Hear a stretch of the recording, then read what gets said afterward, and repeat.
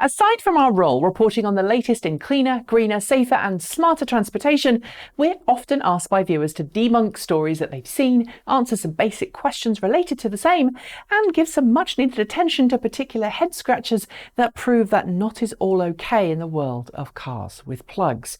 And this week we have a doozy.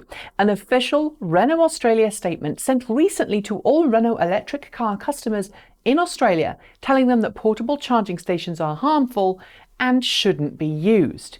It continued, suggesting that if customers did continue to use their portable charging stations, they could risk damaging their car's battery pack. What's more, the letter suggested that customers who ignore the warning and cause damage to their car's battery pack could find themselves out of warranty as a consequence.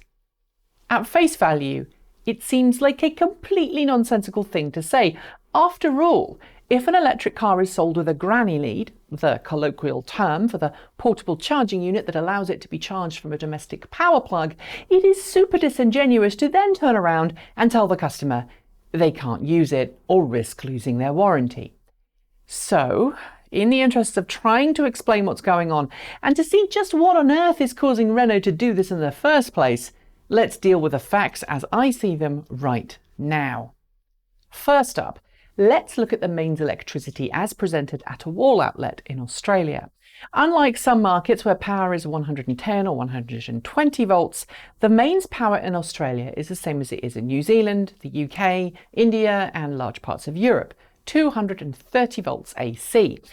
Unlike a granny lead in the US, which can provide just over 1.3 kilowatts at best, and closer to 1.1 kilowatts at worst, the Australian granny leads, like their counterparts in other 240 volt countries, can pull between 2.7 and 3 kilowatts of power on average. That results in a far faster recharge time from said granny lead.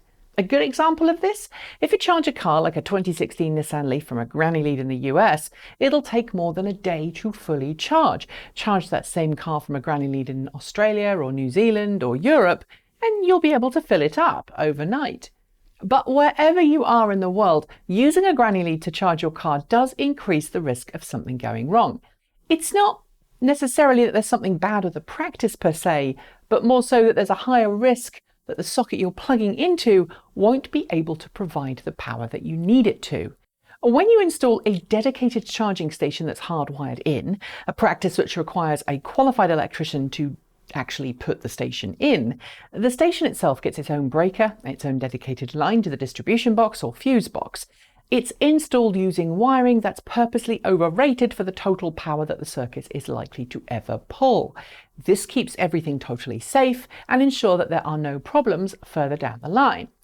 In the case of a wall outlet, it too is likely to be wired with an overhead for safety's sake, but the actual physical socket itself ages and can become corroded. Its pins can become loose, and eventually this leads to poor mechanical and poor electrical connections, which in turn result in a higher current draw on the home's electrical systems to provide the power that your car needs.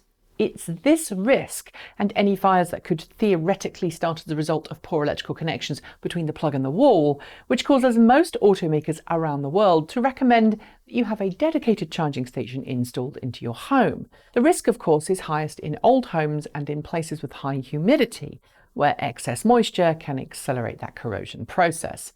But that's very different to telling customers they can't use a granny lead because it could damage their car. That's frankly a new one. And it's wrong. There are now plenty of high-quality aftermarket charging stations designed to work with domestic power sockets, and provided the outlet you plug into is properly maintained, rated, and protected with appropriate overcurrent and ground fault protection, you really shouldn't have any issues. But what is the real issue here? Well, I think this is the case of a PR person misinterpreting the rules, or rather, an automaker employee deciding to explain something in simple "don't do this" terms because it's easier than explaining current electrical codes. Here's where it gets interesting. You see, Australia and New Zealand have pretty strict rules when it comes to electric vehicle charging infrastructure. And back in 2018, the rules around what was and wasn't okay, and what is okay when it comes to charging stations, changed. Or rather, the rules used to be quite grey, and now they're not. Prior to 2018, you could plug a granny lead into a 15 amp mains socket and charge, and it was legal and okay because the wiring regulations were a little janky. But now that's changed with Australia New Zealand Wiring Rules AS/NZS 3000:2018, which requires any socket used for the charging of a granny lead to be a dedicated 20 amp socket with no other sockets on the same electrical circuit. In other words, it requires you to have a dedicated 20 amp mains socket exclusively for plugging your granny lead in to charge your EV. Dedicated hardwired charging stations all have new rules to follow as well, and this has increased the cost of charging installations, as well as also made the process far safer as they're now over-engineered.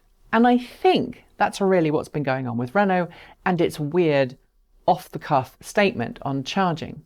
It's shipping charging stations which I think would probably work with sockets that no longer comply with an updated revised electrical code.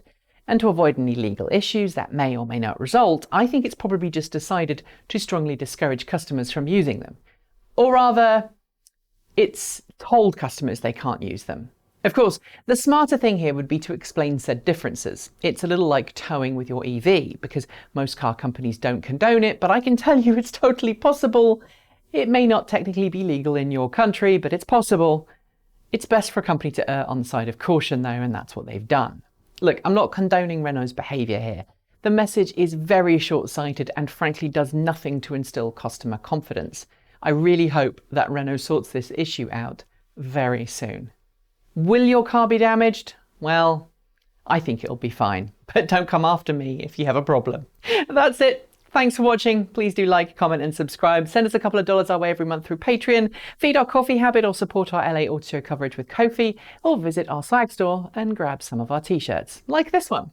I'll be back soon with more content for you all to enjoy, but until then, keep evolving.